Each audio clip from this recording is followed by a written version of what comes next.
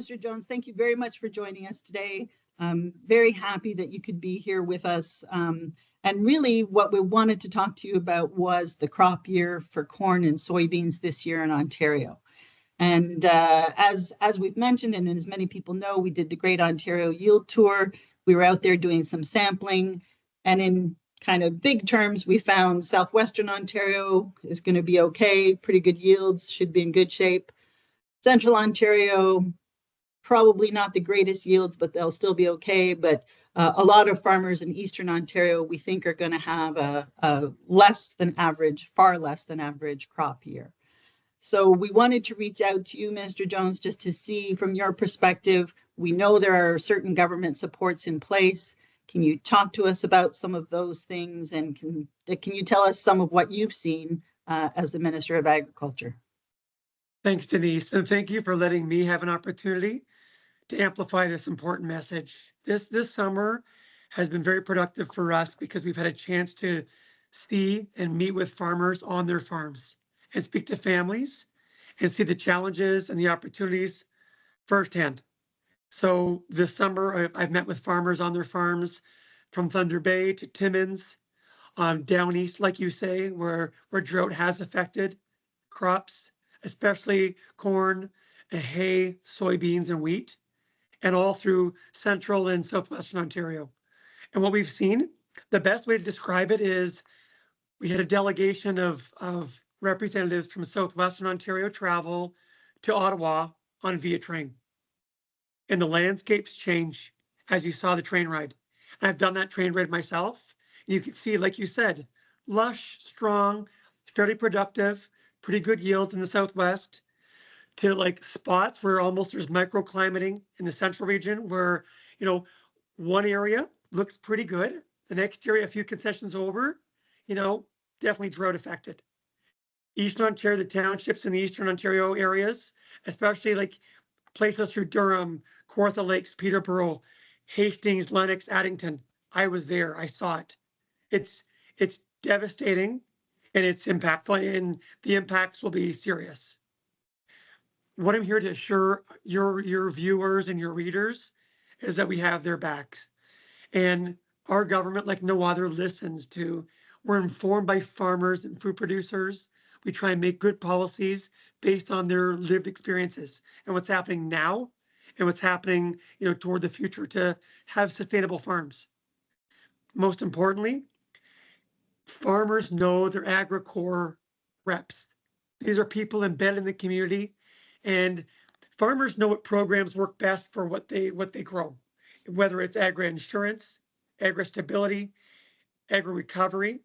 But most importantly, all those blended financial tools are there, including tools from private lenders and other insurance, ancillary insurance, right? Supportive insurance.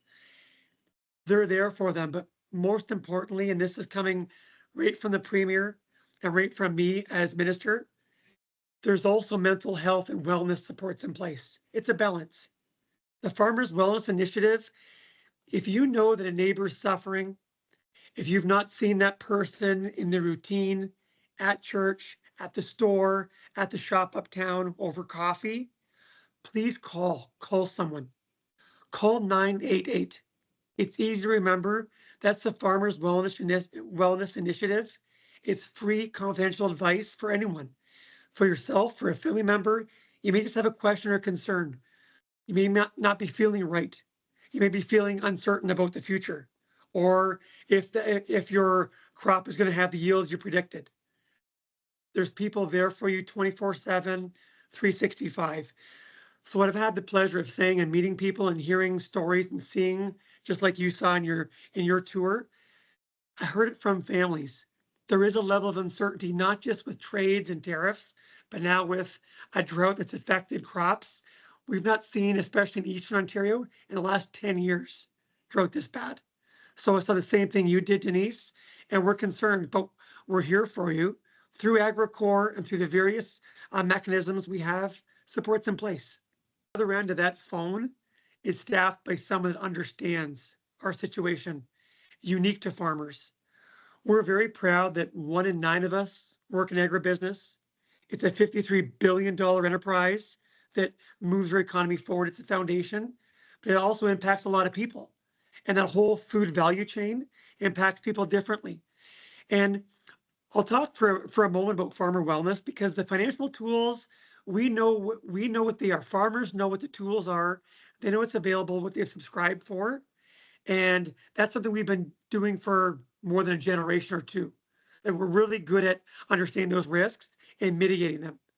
But talking to one another, there's there's there's no reason why anyone should feel alone. In a group of farmers, it was in central Ontario.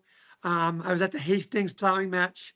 I actually won the Hastings VIP plow, and I give full credit to a 12-year-old boy from 4-H that gave me some training in Chatham, Kent at our local plowing match. And he's like, Minister, very important. Look to the horizon, look straight ahead. But these are little things. We surround ourselves with these supports. So we're in Hastings. We're in the area. We go to a farm, and it's owned by Barry Baxter and his family.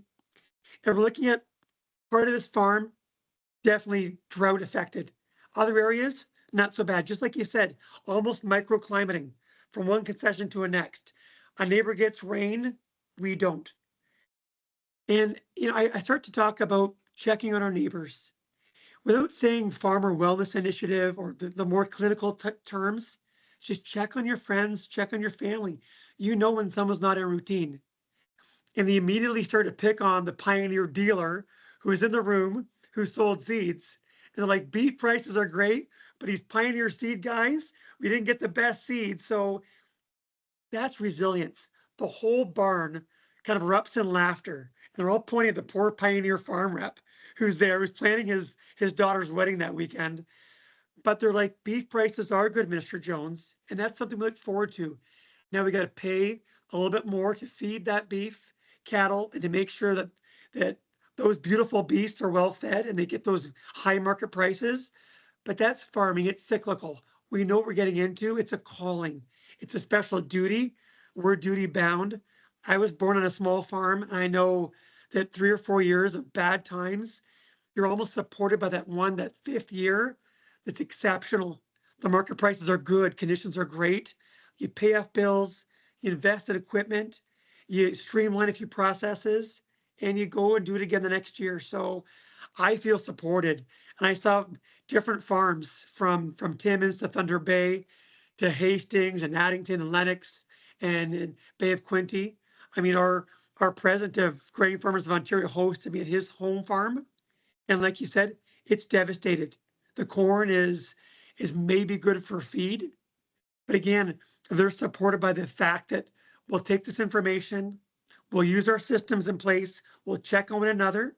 And with those financial tools, the promise and the active support of the government, of a premier who believes in us, of a minister who is there in the fields, we're good. We're going to do it again next year. We'll tailor a few things differently, but we got this and we got each other. And I believe in that message, and I'm happy to amplify that. And thank you for taking for your publication to send a little video. My voice not be the greatest, but my message is true and clear. And that's, we believe in our farmers and our food producers. We're there for you. We're to continue to invest in risk management for sustainable farms for the future. So thank you.